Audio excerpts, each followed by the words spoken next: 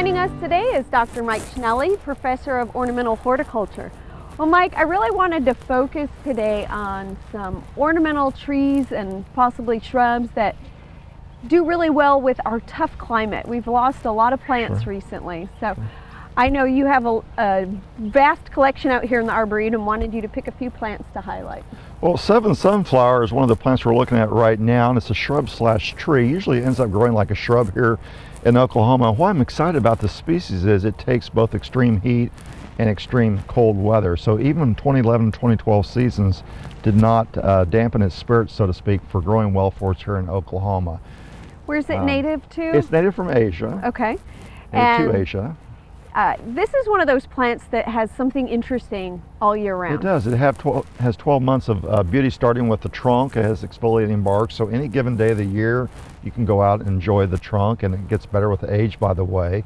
Throughout the summertime you have white flowering structures there that kind of act like a crepe myrtle. And then in the fall, right now, as the cold weather comes on, you have the sepals that start reacting to the colder nights and turn kind of a pink to lavender color. Gives you basically a second flowering season, if you will. So when you couple all those ornamental attributes together, you have 12 months of excitement with this plant from Asia. Mike, are there any significant pest problems we need to worry about? So far, so good. We haven't seen any significant diseases or insects to date, so this is a great plant for a home IPM program, so to speak. You really don't have any chemical inputs of any significant quantity that you're going to have to add to keep this plant problem free. All right. Well, let's take a look at some larger species now. Okay, great. Well, Mike, this is a great specimen, a wonderful shade tree. Sure. Tell me a bit about this elm. Well, this is Cedar Elm, native to Oklahoma and the southern United States, and it's an underutilized elm that needs to be used more in cultivation as a street tree, as a specimen tree, and it could complement some of our other more readily available oaks that we have in the, elms in the trade. You have dark lustrous foliage most of the year. You have great symmetry to the tree, large mature size, so it's a significant shade tree for Oklahoma, and it's long lived.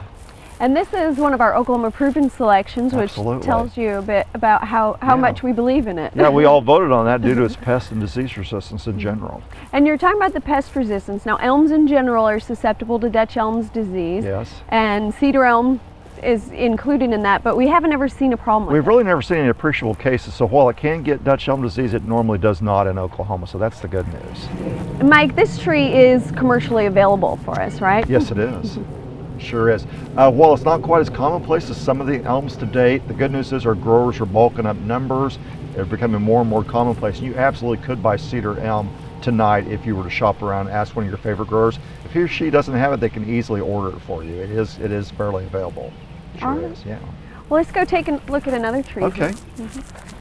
Well, Mike, this is another tree in the elm family. Yes. This is the Zilkova.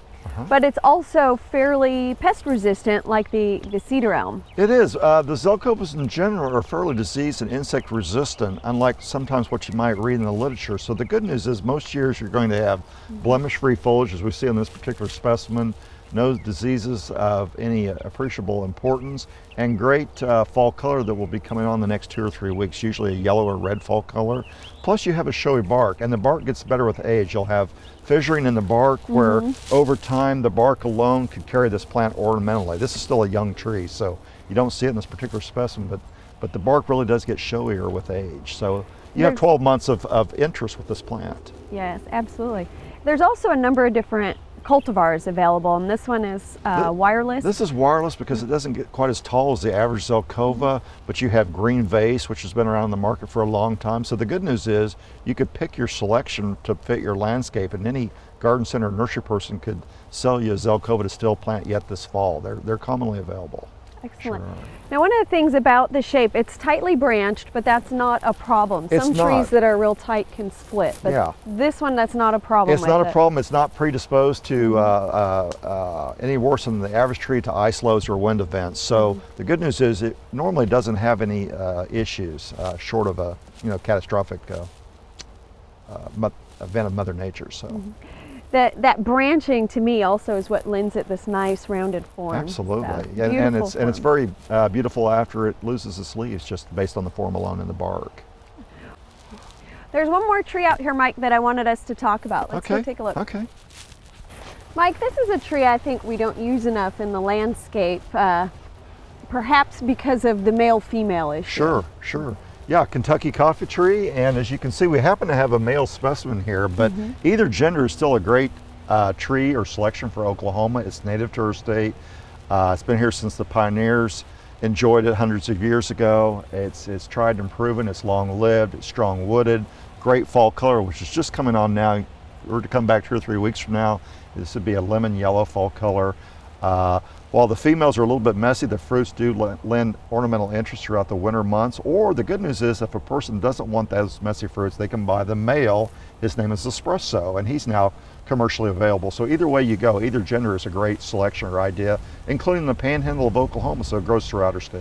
Excellent. Yeah. And that's rare to find, something that It can sure grow is. everywhere in Oklahoma. That says something about its durability. One of the nice things, the canopy on the Kentucky coffee tree is fairly open, Yes. and so it works well in areas where you have turf. It's not going to be one of those real heavy shade where you can't grow anything under it. You can grow a respectable ground cover or turf grass underneath a mature shade tree and still get the savings from the shading on your house, but it also is open up enough where it allows your home to warm up in the winter time. So this tree has it all going for it. Is it fairly fast growing for us? It's medium to fast growing when it's young, then it slows down over age. But if you buy a 5-gallon tree, you could have shade within 5 or 6 years, a little bit of shade.